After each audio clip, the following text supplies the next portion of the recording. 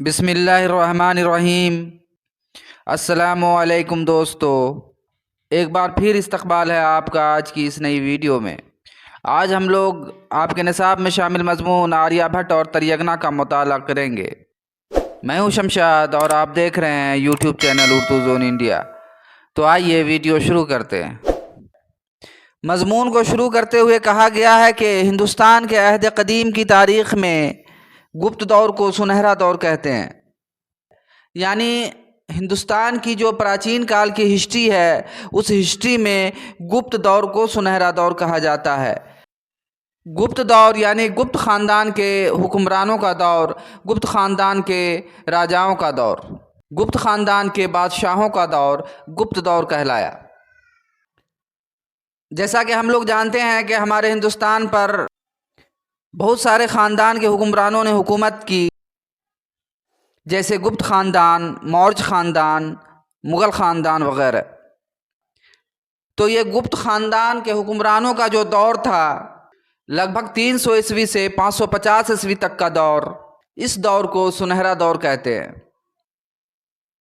اس دور کے جو حکمراں تھے، جو اس دور کے راجا تھے، وہ علم دوست تھے، وہ شکشا سے محبت کرتے تھے، شکشا کی طرف ان کا جھکاؤ بہت زیادہ تھا، اور وہ ساتھ ہی انصاف پسند بھی ہوتے تھے۔ اس دور میں بڑے بڑے سائنسداں بھی ہوئے۔ آریہ بھٹ کا تعلق گپت دور سے ہی تھا۔ آپ کو یہاں سے سوال پوچھا جا سکتا ہے کہ ہندوستان میں گپت دور کو کیسا دور کہا جاتا ہے؟ تو اس سوال کا صحیح جواب ہوگا کہ ہندوستان میں گپت دور کو سنہرا دور کہا جاتا ہے۔ آپ کو پوچھا جا سکتا ہے کہ آریہ بھٹ کا تعلق کس عہد سے تھا؟ تو اس سوال کا جواب ہوگا کہ آریہ بھٹ کا تعلق گپت عہد سے یا گپت دور سے تھا۔ آریہ بھٹ ماہر علم نجوم، ماہر علم ریاضی اور ماہر علم الجبر تھے۔ ستاروں کے علم کو علم نجوم کہا جاتا ہے، یعنی ہماری زندگی پر ستاروں کے اثرات کے بارے میں جاننا ہی علم نجوم کہلاتا ہے۔ انگریزی میں علم نجوم کو ایسٹرولوجی کہتے ہیں۔ علم ریاضی میتھمیٹکس کو کہا جاتا ہے۔ اس طرح سے آریہ بھٹ ایک میتھمیٹیشین بھی تھے، ماہر علم ریاضی بھی تھے، اور علم الجبر علم ریاضی کی ایک شاخ ہے۔ آریہ بھٹ ماہر علم الجبر بھی تھے۔ اس طرح سے آریہ بھٹ ماہر علم نجوم، ماہر علم ریاضی اور ماہر علم الجبر تھے۔ ایک مشہور میتھمیٹیشین تھے پائتھاگورس۔ پائتھاگورس کو آپ لوگوں نے میتھمیٹکس میں ضرور پڑھا ہوگا۔ ان کی رہنمائی آریہ بھٹ نے ہی کی تھی۔ آپ کو پوچھا جا سکتا ہے کہ آریہ بھٹ نے کس سائنسداں کی رہنمائی کی تھی؟ تو آریہ بھٹ نے پائتھاگورس کی رہنمائی کی تھی۔ آریہ بھٹ ریاست بہار کے کھگول میں پیدا ہوئے تھے۔ آپ کو سوال پوچھا جا سکتا ہے کہ آریہ بھٹ کی پیدائش کہاں ہوئی تھی، یا آریہ بھٹ کی پیدائش کس ریاست میں ہوئی تھی؟ تو ریاست بہار میں ہوئی تھی، بہار راج میں ان کی پیدائش ہوئی تھی۔ بہار راج میں پٹنہ کے نزدیک ایک جگہ کھگول ہے جہاں آریہ بھٹ پیدا ہوئے تھے۔ آریہ بھٹ کی پیدائش 476 عیسوی میں ہوئی تھی اور ان کا انتقال 864 عیسوی میں 88 سال کی عمر میں ہوا۔ آپ کو آریہ بھٹ کے پیدائش اور وفات کا سال بھی یاد رکھنا چاہیے۔ پٹنہ شہر سے 30 کلومیٹر جنوب یعنی دکن میں ایک جگہ ہے تریگنا، جہاں آریہ بھٹ نے اپنے تحقیقی کاموں کے لیے ایک تجربہ گاہ یعنی پریوگ شالہ قائم کیا تھا، اور یہاں یعنی تریگنا میں یعنی اپنے تجربہ گاہ میں انہوں نے اپنی مشہور کتاب آریہ سدھانت اور تنتر لکھی۔ آپ کو سوال پوچھا جا سکتا ہے کہ آریہ بھٹ نے اپنا تجربہ گاہ کہاں قائم کیا؟ تو آریہ بھٹ نے اپنا تجربہ گاہ تریگنا میں قائم کیا۔ آپ کو یہ بھی سوال پوچھا جا سکتا ہے کہ آریہ بھٹ کی مشہور تصنیف یعنی مشہور کتاب کا نام بتائیے۔ تو آریہ بھٹ کی تصنیف آریہ سدھانت اور تنتر ہے۔ آپ کو پوچھا جا سکتا ہے کہ آریہ بھٹ نے اپنی مشہور تصنیف آریہ سدھانت اور تنتر کہاں لکھی؟ تو اس سوال کا جواب ہوگا کہ آریہ بھٹ نے اپنی مشہور تصنیف آریہ سدھانت اور تنتر تریگنا میں اپنے تجربہ گاہ میں لکھی۔ آریہ بھٹ نے ہی سب سے پہلے ثابت کیا کہ زمین گول ہے اور اپنے محور پر یعنی اپنی دھوری پر گھومتے ہوئے سورج کی گردش کرتی ہے، سورج کے چاروں اور گھومتی ہے۔ اسی سائنسداں نے سب سے پہلے سورج گرہن اور چاند گرہن کے بارے میں تفصیلی معلومات فراہم کرائیں۔ سورج گرہن اور چاند گرہن ہونے کی کیا وجہ ہے، سب سے پہلے آریہ بھٹ نے ہی بتایا تھا۔ علم ریاضی یعنی میتھمیٹکس میں نظام اعشاریہ ڈیسیمل سسٹم دشملو پرنالی کی کھوج آریہ بھٹ نے ہی کی تھی۔ کہا جاتا ہے کہ صفر یعنی زیرو کا تصور بھی آریہ بھٹ نے ہی پیش کیا تھا۔ آپ کو سوال پوچھا جا سکتا ہے کہ علم ریاضی میں نظام اعشاریہ کی کھوج اور صفر کا تصور کس نے پیش کیا تھا؟ تو اس سوال کا جواب ہوگا کہ علم ریاضی میں نظام اعشاریہ اور صفر کا تصور آریہ بھٹ نے پیش کیا تھا۔ 2009 عیسوی میں ہونے والے سورج گرہن کو دیکھنے کے لیے صحیح جگہ کی تلاش و جستجو آریہ بھٹ کی کتابوں کے مطالعہ سے ہی کیا گیا تھا۔ یعنی آریہ بھٹ کی کتابوں کے مطالعہ سے سائنسدانوں نے پتہ لگایا تھا کہ 2009 عیسوی میں جو سورج گرہن ہونے والا ہے اس کو کہاں سے صاف صاف دیکھا جا سکتا ہے۔ ایسا اس لیے ہوا کہ آریہ بھٹ کی کتابوں میں نظام شمسی کے سیاروں کی گردش یعنی سور منڈل کے گرہوں کی گتی، دوری اور مختلف تاروں کے حرکات و سکنات پر عجیب و غریب معلومات موجود ہیں۔ آریہ بھٹ نے یہ بھی اصول پیش کیا، یہ بھی سدھانت پیش کیا کہ ہماری زمین سورج کا طواف کرتی ہے اور سورج اپنے آپ میں ساکت ہے، یعنی ہماری زمین سورج کے چاروں اور گھومتی ہے اور سورج اپنے آپ میں استھر ہے۔ چونکہ چاند زمین کا ذیلی سیارہ ہے اس لیے یہ زمین کے چاروں اور گھومتا ہے، یعنی زمین کا طواف کرتا ہے، اور زمین سورج کا طواف کرتی ہے، سورج کے چاروں اور گھومتی ہے۔